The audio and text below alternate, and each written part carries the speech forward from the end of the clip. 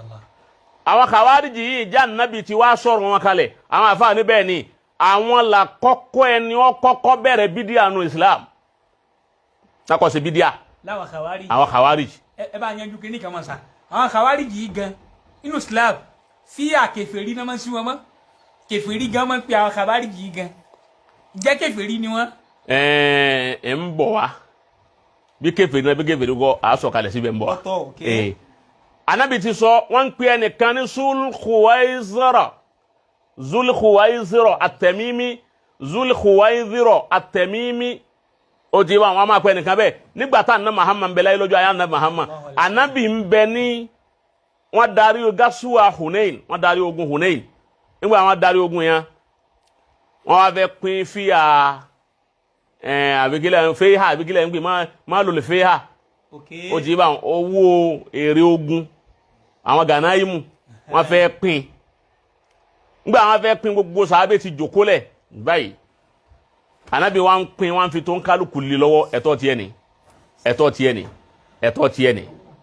ó tiẹ̀ ọwọ́ kan Zulkhuwaizira ọkàn òun náà ẹ̀tọ́ tiẹ̀ ni Ànábì wọ́n kọjú sọ àwọn fún kálukú ń tiẹ̀ ní Zulkhuwaizira yìí ni ọba kọjú sẹ́gbẹ̀ẹ́ kan ní bá ń pé ní bá ń ṣe síọ̀ ní sàn kún ó ní kismatun ma urida biha wajhu Allah kismatun ma urida biha wajhu Allah bí tí wọ́n kọ́kọ́ wínú kismatun ma urida biha wajhu Allah ìtumọ̀ rẹ̀ ni wípé ẹ̀wọ̀n kan ètò wọn pín tán fojú ìsájú wọn fi ń pín wọn àtòrí Ọlọ́run pín gbọ́n tán ojú ìsájú ni tí ń tọ́ ẹ̀kọ́ kàn mí nì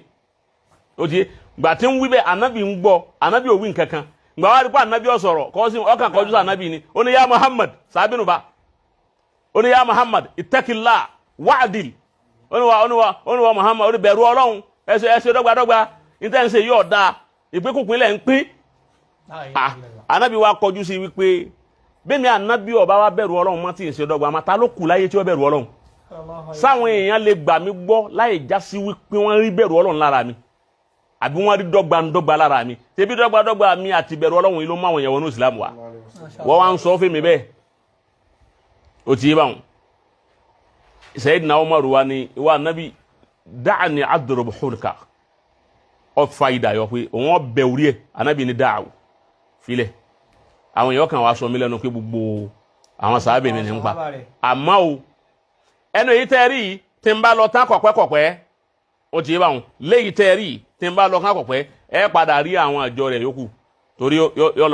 ọ̀là sọmọgbé àwọn ni wọ́n fọ́ Islam. Allahu Akbar Ànábì ti sọ̀rọ̀ wọn lẹ̀. Ànábì ti sọ̀rọ̀ wọn. ọgbọ́ yìí bàbá. ìgbà tí wọ́n wá jáde tí wọ́n ń di Khawariji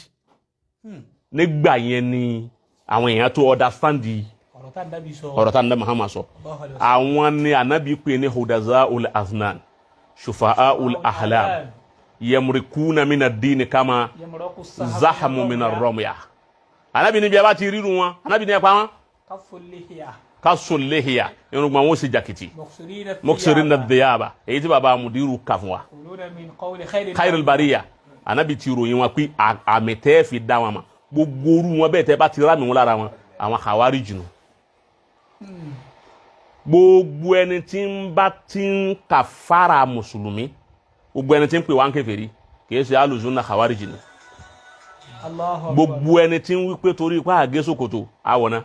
torí pa àǹkúnlẹ̀ àwọ̀nà torí pa àǹsegbá àwọ̀nà torí pa ànírùngbọ̀n àwọ̀nà torí kìíní gan torí pa ìsáwí àwọ̀nà gbogbo ẹni tí bá sì ń ṣe tekfir torí pé fírkọ̀ mùkàfírà ni wọ́n ń pè wọ́n firqatun mukaffira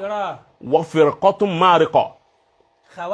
الفرقة المارقة يمرقون من الإسلام كما يمرق الفهم من الرمية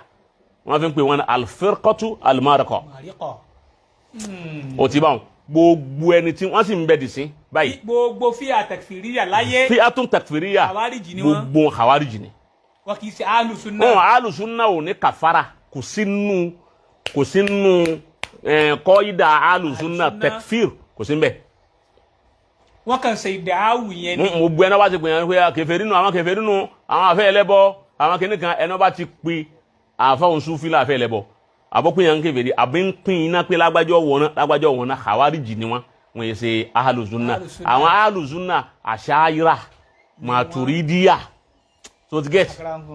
àwọn nìyẹn inshallah sórí tú lónìí so ẹlẹ́ẹ̀kẹta Qasim òun ni wípé